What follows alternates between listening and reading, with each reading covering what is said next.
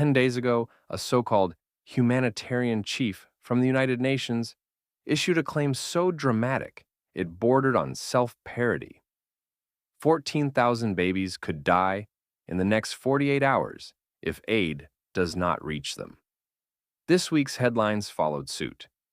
Gazan children wait for food in long lines as starvation looms.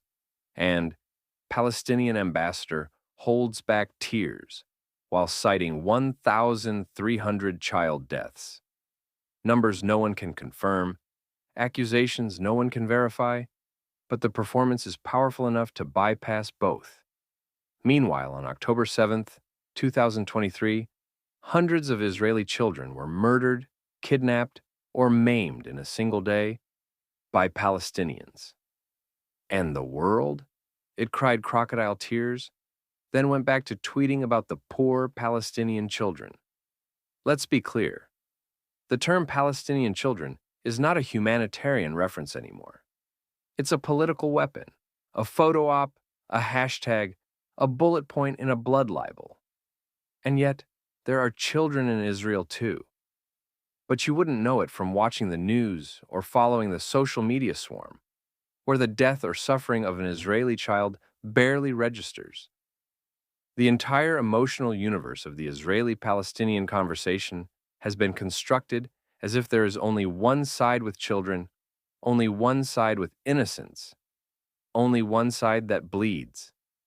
It's a grotesque gaslighting campaign dressed in the language of compassion. Palestinian propaganda has long and deeply understood something the West still hasn't grasped. When you cannot win wars with weapons, win them with emotions.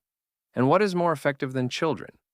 Thus, Palestinian leaders have turned childhood into a shield, a sword, and a slogan. And make no mistake, those who manipulate this narrative are not helping Palestinian children.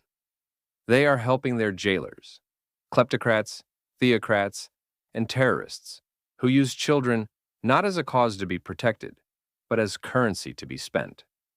As one Palestinian journalist, Ihab al-Jariri, bravely put it, quote, "Those who encourage children to stab Jews from behind a keyboard should do it themselves first.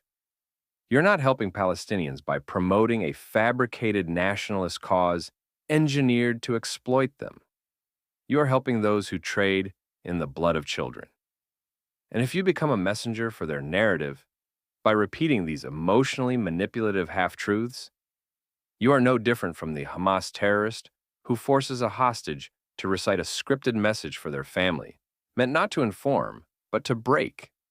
If you want to see the difference in how Israelis and Palestinians value children, watch One Life, a film about Nicholas Winton, the British Schindler, who rescued hundreds of Jewish children from Nazi Czechoslovakia.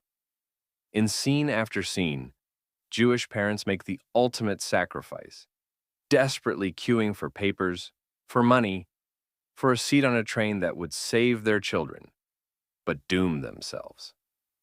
The heartbreak was unbearable, the love beyond comprehension.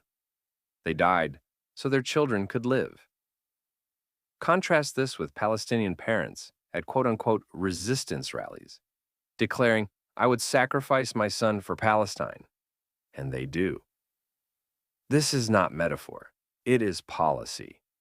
In Gaza and the West Bank, teen boys are weaponized by ideology, pushed into knife attacks, shootings, and suicide missions. Their deaths are then polished and paraded as martyrdom, useful additions to a propaganda war designed to make Israel look like a child-murdering monster. Israeli Prime Minister Golda Meir once said, "Peace will come when the Arabs love their children more than they hate us." That line was dismissed by some as inflammatory, but decades later, it is painfully prophetic.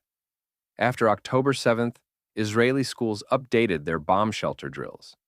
In some cities, children have 15 seconds to reach safety once a siren sounds, indicating an incoming rocket, launched indiscriminately at Israeli population centers. Teachers sing jingles to keep kindergartners calm while running toward underground bunkers. This is not war fiction. It is daily life in Israel. Dozens of Israeli children were murdered on October 7th. Some were burned alive. Others were kidnapped and murdered in Hamas tunnels. Their names are not trending. Their faces do not appear on protest posters. And when they did, they were torn down. Why? Is it because they're the wrong kind of children? Are Israeli children too inconvenient for your narrative? We Israelis love our children. We do not send them to die, we send them to live. If they must fight, it is because their enemies have already arrived at their door. Meanwhile, in Gaza, children are trained in weapons use at Hamas-run summer camps. Their school textbooks praise martyrdom. Their playgrounds are next to rocket launchers. Their deaths are not an accident. They are a strategy. Westerners, eager to feel righteous, project their values onto people who do not share them. They assume all parents are like them. But not all cultures are the same. In Israel, we mourn our dead and shield our young. In Gaza, the dead are put on parade, and the young are turned into future martyrs. This is not both sidesism. This is a tragic moral asymmetry. If you're not calling this out, you're complicit in it. The people who scream about genocide in Gaza are silent about actual genocides in Sudan, Syria, and China. Why? Because those places don't offer the thrill of hating Jews. Let's call it what it is: emotional anti-Semitism, dressed in the language of humanitarianism. And let's remember that the Palestinians started this war. They invaded Israel on October 7th with medieval savagery, killing children in front of their parents and parents in front of their children. That was the spark. Everything since has been fire. And yet, the world blames the firefighter, not the arsonist. Palestinian children have died in this war. That is tragic. But let us not confuse tragedy with murder. There's a difference between targeting civilians and fighting a war in an area where terrorists hide behind civilians. Hamas and other Palestinian factions deliberately embed themselves in schools, hospitals, and apartment buildings. Why? Because dead civilians, especially dead children, are bad PR for Israel. This is their calculus. They shoot from behind a baby and count on you to only see the baby. It works because many in the West are too emotionally susceptible, historically illiterate, or ideologically possessed to ask the obvious. Why are there no bomb shelters in Gaza? Billions of dollars have flowed into Gaza. Not one bomb shelter has been built. That is not incompetence. That is policy. There is a reason the Palestinians have never had a figure like Martin Luther King Jr., Gandhi, or Mandela. The reason is simple. Palestinians do not fight for peace or freedom. They fight for destruction. Their goal is not a state. It is the elimination of the Jewish state precisely because it is Jewish. Their currency is not progress. It is perpetual, self-induced victimhood. Their cult is not life. It is death. And their most precious weapon is not a gun or a rocket. It is naive Western sympathy. If you're truly concerned about the children of Gaza, you should be the first to demand the dismantling of Hamas. You should be calling for the arrest of those who hide behind the innocent. You should be outraged that humanitarian aid is stolen, that international funding props up terror regimes, that Palestinian leaders profit off the blood of their own people. Instead, many in the West scream, "Ceasefire," while Hamas refuses one. They chant, "Free Palestine," while Hamas imprisons Palestinians who do not submit to their terror. They yell, "Save the children," while ignoring the ones being raised to die. In Israel, we don't have the luxury of pretending everyone is just like us. We live surrounded by enemies who teach their children to hate ours. That's not bigotry, that's reality.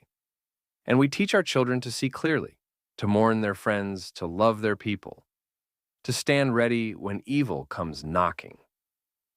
So don't talk about Palestinian children unless you are also talking about Israeli children. Don't cry for the one while ignoring the other. Don't dare lecture Israelis about morality while you prop up a culture that sends its children to die and calls it victory. This war, like all others, has victims on all sides. But sympathy is not the same as stupidity, and compassion must never become a weapon used against truth. It's time to stop pretending this is just a misunderstanding or a tragic case of two sides caught in endless conflict. The portrayal of Palestinian children as passive victims of Israeli cruelty isn't just misleading, it's psychological warfare. The image of a suffering child isn't being shown to stop the war. It's being shown to stop Israel from fighting it. It is a calculated form of emotional blackmail, meant to neutralize military resolve, demoralize supporters, and guilt-trip the West into funding the very groups that engineer this suffering in the first place. It's not about empathy. It's about leverage. We've seen the playbook before. The teddy bear on the rubble, the crying child in the bombed-out hospital, the weeping parent cursing the sky. What's rarely shown is the rocket launcher beside the hospital, or the tunnel under the school, or the parent praising their martyr child on television. This is not humanitarianism. This is psychological manipulation with a kill switch. And if you don't believe it's part of the strategy, consider this. Hamas issues media guidelines to Gazans on what to post after Israeli airstrikes. Only show civilians, never show militants, and always frame Israel as targeting innocents. Because they know.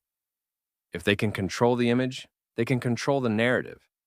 And the moment you buy into that without context, without questions, without acknowledging the Palestinians' role in this theater of cruelty, you become part of their wicked performance.